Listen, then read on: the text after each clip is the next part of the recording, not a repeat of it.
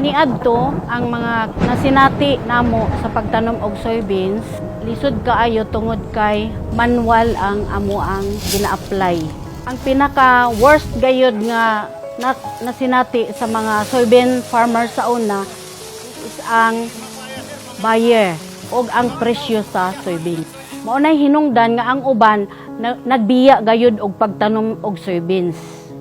Para sa mga magsasaka ng soya sa rehiyon ng Caraga, hindi man naging maganda ang simula, hindi ito naging dahilan upang panghinaan ng loob, bagkus ito'y nagbigay daan sa mga iba't ibang oportunidad upang magpatuloy at bumangon.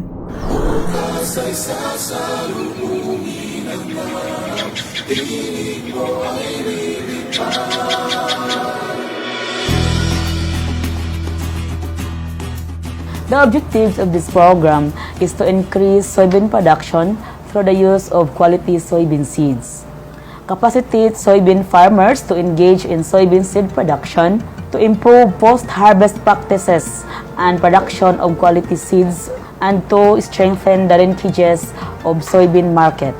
Dahil sa proyekto, naging tuloy ito upang magkaroon ng pagbabago sa sektor ng soya sa rehiyon.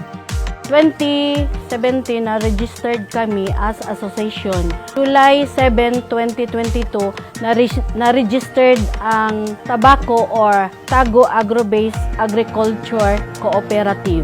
Dako pod og abot ang amo ang ma-harvest pag ang amo ang seeds magikan sa DA. Tungod kay ang gikan sa DA adunay mga laboratories na nila nga gihimo.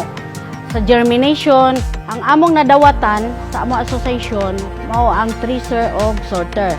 Dako kayo og kabag-uhan sa amuang pagtanom sa soybeans o pag-harvest kumpara sa una.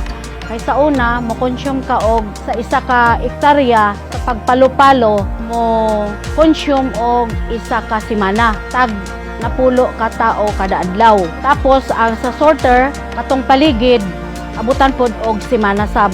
Kumpara karon nga naa na ang hinabang sa DA nga tracer og sorter kay ang sa isa ka ektarya ang makonsume nga time is 5 to 6 hours. Dako na siya. Og makasave pa jud sa labor cost. Sa una, makaproduce lang og 20 to 25 sacks per hectare. Karon naa nami mga intervention na ay good seeds nga gikan sa DA, maka-produce na kami og 45 to 50 bags per hectare. Ang magandang kontribusyon na ibigay ng Tago Agri-Base. Maraming mga farmer ngayon ang nagsasaka na ng soybean. Ang magandang kontribusyon din nila ay napalaki nila ang ani sa soybean. Dati po kasi ang kanilang ani ay nasa 3.6 metric tons lang po. Pero ngayon, umaabot na po sila ng 4.1 metric tons per hectare.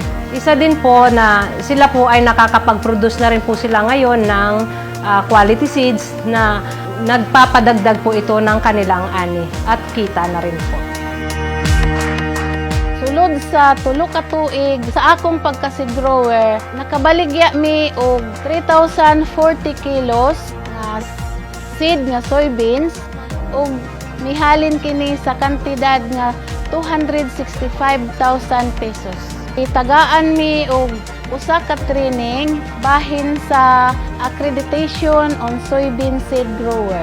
Aron nga kami nga mga seed growers makaproduce og certified nga binhi sa kadako sa ilang production. Akong gihimo, akong gi-consolidate ang soybeans nga akong gisakupan kay natabangan man ko sa DE region pag-connect sa Microsoya Philippines. Ug nakaproduce ko total in all, nakaproduce ko og 12,800 kilograms og nagkantidad na sa 500 to almost 600,000 sa market price. Inumpisahan na rin ng proyekto ang pagpapakilala ng iba't ibang value-adding products na magagawa ng soya upang makahikayat ng mga interesadong magsasaka.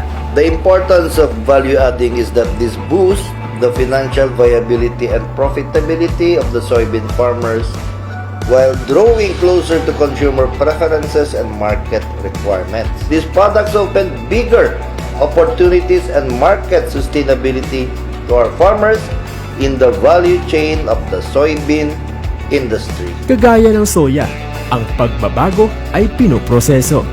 Mahirap man sa simula, abot kamay naman kung ito'y pagsusumikapan. Magtiwala lang dahil Ayos sa suya. Ayo sa suya. Ayos sa soya. Ayos sa suya.